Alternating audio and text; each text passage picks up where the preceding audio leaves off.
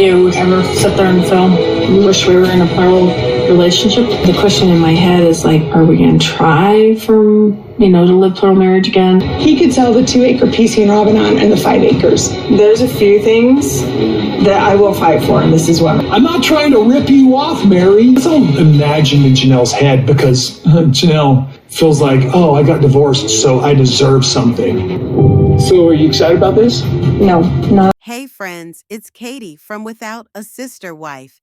Welcome back to my channel. It is Friday, February 14, 2025. I've been spending a lot of time this week going through the non-payment of Kody and Robyn Brown and talking about just how much they've swindled from Janelle and Mary and how they are doing everything that they can to avoid paying them. You know, if Janelle and Mary were a bank, what you would be seeing Kody and Robyn doing right now is avoiding a creditor. Yeah, like, when a creditor and you owe a bank money and they start sending you letters and they start leaving you phone calls and they're sending you emails and then you just don't respond to them and you just stick them in a closet or you let it go to voicemail. Robyn is very familiar with this because she's been running from creditors her whole life, and Kody and the family bailed her out of exorbitant amounts of debt. And now she and Kody have found a way to get themselves into even more debt. And I just did a little bit of research here on what the Coyote Pass property is worth based on the taxes assessment. And keep in mind, tax assessments are generally like anywhere from 20 to 40% less than what the property is worth. The land value has gone up in Flagstaff. It's a premium right now, and Kody and Robyn and Mary and Janelle are really fighting over money, $1.5 million of money. So the assessed value of Coyote Pass, the tax assessed value of Coyote Pass, is $1,263.232. They're paying almost $9,000 a year on property taxes. And it's about just under 15 acres.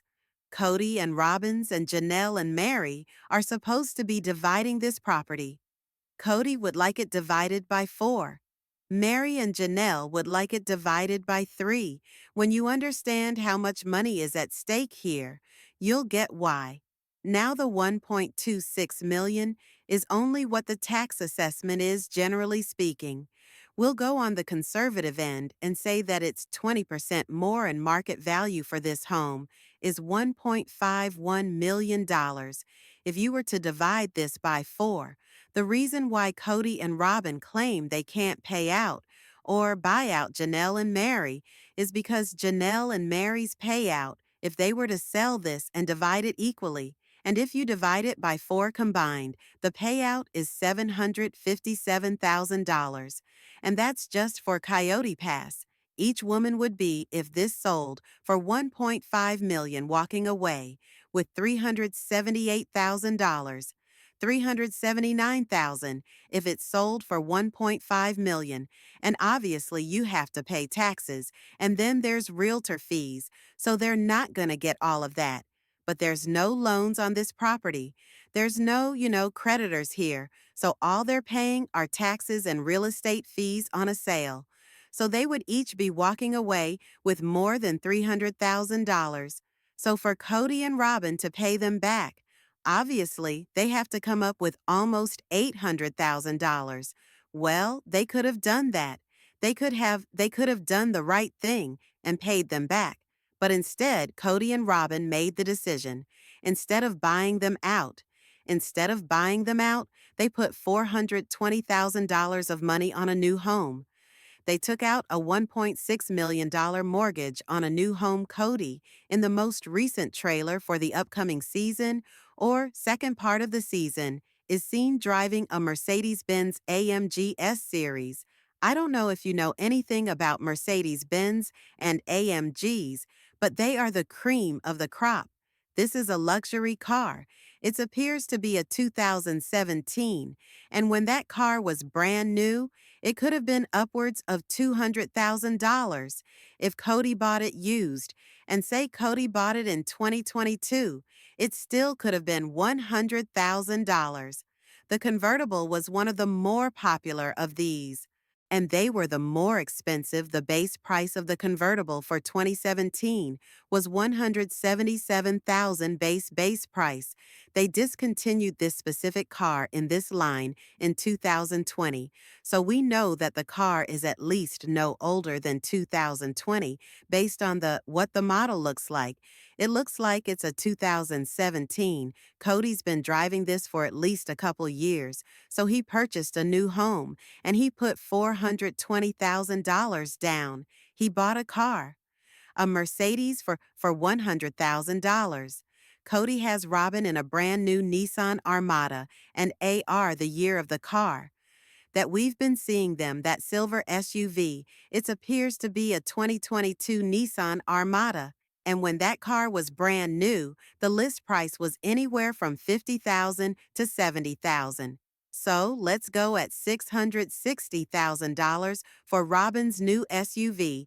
Not as that's not super expensive by any means for an SUV, but when you start looking at how much money they were spending on cars, on homes, on dolls, it all starts to add up, and you start to get this picture of, okay, so they could 100% be paying these women back or buying them out, and instead they're dragging them along and saying they can't pay them back, and then they're basically saying, well, we don't want to sell, we don't want to get rid of it, and the women are just sitting there are like, well, you owe us money. Meanwhile, Kody also has a daughter that he's not paying child support for. When Christine left in 2021, truly was 11 years old. Kody is and required under the law to pay child support. Instead of paying child support, he's buying stuff. Kody's able to hide what he has. I think maybe differently than Robyn. I don't know. Robyn can hide her dolls in a box in the basement, I guess, but Kody, his flashiness is out. It's over the top, okay? He wears Rolexes on the show. Rolexes are ridiculously expensive. There was one season I did a search, and he was wearing a Rolex that was $7,000. It was a used Rolex. It was a vintage. He was wearing a vintage Rolex that retailed for about $7,000. And he and Robyn started sporting matching rings that were from David Wyman. Kody's ring retailed for like $700, but Robyn's retailed for $4,200. Robyn also started wearing a brand new wedding ring. I'm just gonna go off conservatively and say that Robyn's ring was probably $10,000. She looks like she has a minimum of a carat, if not more. And it's a pretty extensive band. I would, based on everything I see, it's probably a $10,000 ring minimum. You start adding all of these things up, and then you add on to the fact that Robyn is spending out of control frivolously on her dolls. You all wanted to know how much total was it. What was the number? I got $7,000. That's what I got based on purchases she made from 2022 and until February of 2025, $770,000. When I look at all of this, it is so clear that they could have just forgone all of these things. Kody doesn't need to drive a Mercedes AMG. That's luxury. That's not necessity. Robyn does not need a $4,200 ugly pinky ring for men from David Wyman. Kody does not need to be wearing a $1,100 necklace from David Wyman. The new, necklace he's been sporting that Mary mocked him for wearing. Robyn didn't need a new wedding ring. She got one, though. Robyn doesn't need $70,000 worth of doll clothes. Robyn has an extremely expensive Charles Dickens collection for Christmas the Village, the year that they're still fighting over money. Kody bought motorbikes for his kids that were around $820 each, and he said they aren't even that expensive. They have prints on their walls that they purchased in Vegas that were more than $10,000. There is so much money that they're spending that could have been paid, and yet they couldn't. And they aren't paying them back. What Kody and Robyn were doing before the women left was they were living beyond their means. They were spending and overspending based on their debt. Right now, Kody and Robyn have a $1.6 million mortgage on their new home, a $1.6 million mortgage. With the average interest rate, I think of it, was over 6% at the time when they purchased, would make over $1,000 a month monthly payment. That's just for the mortgage, even if they were to repay down and pay down, like with a lump sum, like when they sold their home and they got that equity out. Even if they were to take that equity and pay down the principal, there's a stipulation on their mortgage that I checked and said that even if you prepay, it will not change the amount due per month. So prepaying wouldn't change their monthly payment. I found it on the documents that they signed with their lender at closing. So putting $1 million down after the fact or whatever wouldn't change the fact they still owe $111,000 a month to their lender. So they have a huge monthly mortgage bill, right? They owe $1.6 million there. They owe Janelle and Mary, based on what we're saying, $750,000 just for Coyote Pass. And then all of their liquid money is out the door. And I don't even know what car loans they have. I don't know what their payments would be on these cars, or if they're paying cash for the cars. But all of this begs the question is, with Kody saying we can't afford it, he's lying. He can't afford it. He doesn't want to afford it. He's out living outside his means. He's living beyond his means. And he was robbing them to fund his lifestyle. Many of his kids, Christine's kids specifically, and Janelle have said that Kody and Robyn spend money faster than they make it. They are both compulsive buyers and spenders, and they have no idea how to save money. They both come from growing up poor and apparently don't care about saving money. They don't care about any of it. They want to keep up with the Joneses. They want to look affluent. They want to be big time. But the problem here is that they aren't slowing down their spending. If I just looked at some of the biggest purchases that they've made in the last couple years, they've spent over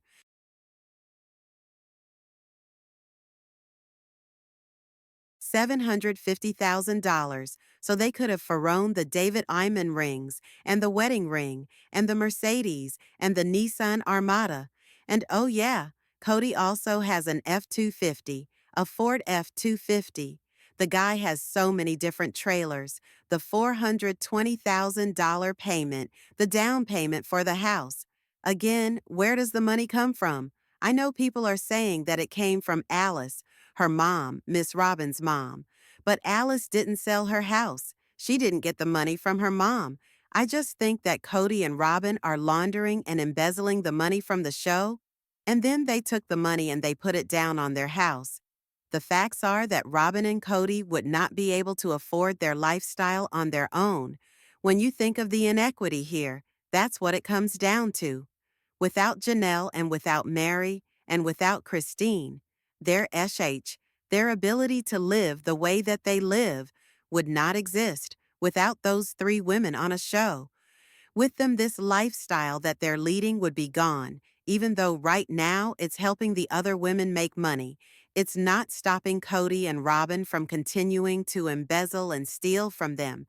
And then all of this is being used as a storyline, and then say that the Janelle and Co. Mary thing is just one part. The biggest issue for me, notwithstanding the fact that he scammed the women, is that there's a child that is living in Utah that has a dad that has a $2 million home, a $100,000 car, a $60,000, $70,000 SUV, a $50,000 truck, all of this crap, and he's not paying for child support.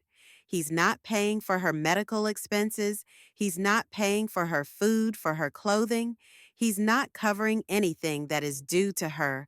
When that poor girl ended up in the ICU, that over $250,000 medical expense, and bill was sent to Christine, not to Kody.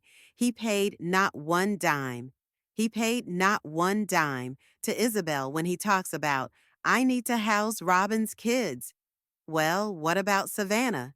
You were supposed to house Savannah, but you didn't care about Savannah. You didn't care about Christine's kids. He's the reason why I honestly think he picked Robyn was when she was 10 years younger.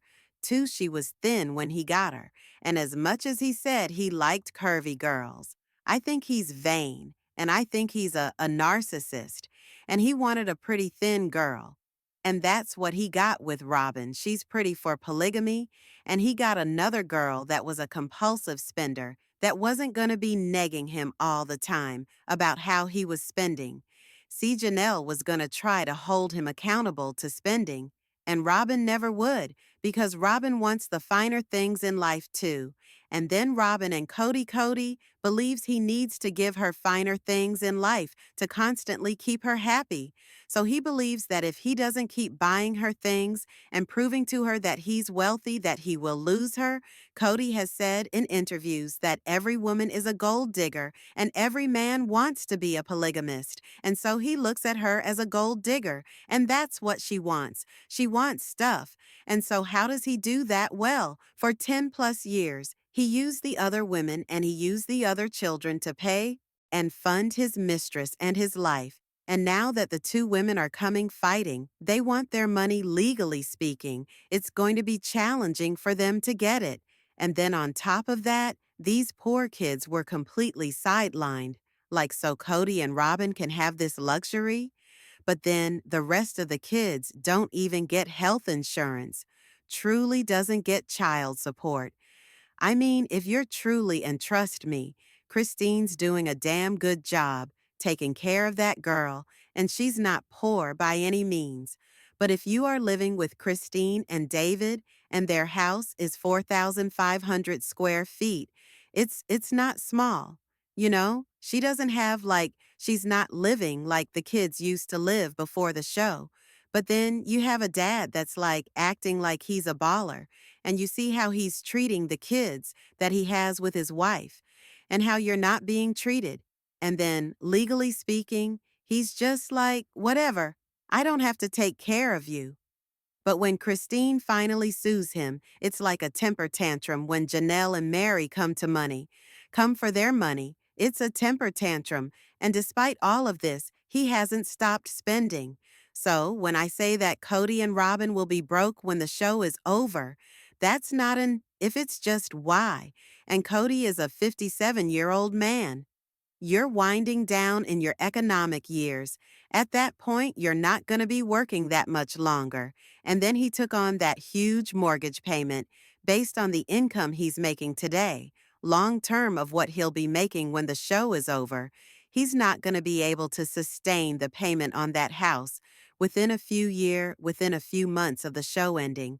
So oh man, when you just look at the grand scheme of this, it blows my mind that the ladies stayed Al around as long as they did. It blows my mind that they could literally just blow through $750,000 when they owe that much money to them. It blows my mind that they could put $420,000 on a new home when they already had a home that fit them just fine. But Kody just needed something bigger and better to keep his wife happy and to keep him happy. The best thing that could happen for all of them is that Christine takes him to the cleaners for child support because of the way that he's living. He's going to show the court that he makes a ton of money, and that's not going to work in his favor because he's going to end up SP paying Christine a ton in child support every month. And I'm kind of tired of Janelle and Mary just talking about lawyering up. They need to just file that damn lawsuit now and go to the police. So what are your thoughts? Tell me in the comments below. Make sure to give this video a thumbs up. Make sure to subscribe to my channel if you haven't subscribed and click the bell so you never miss a video. Thanks so much for watching. Bye, guys.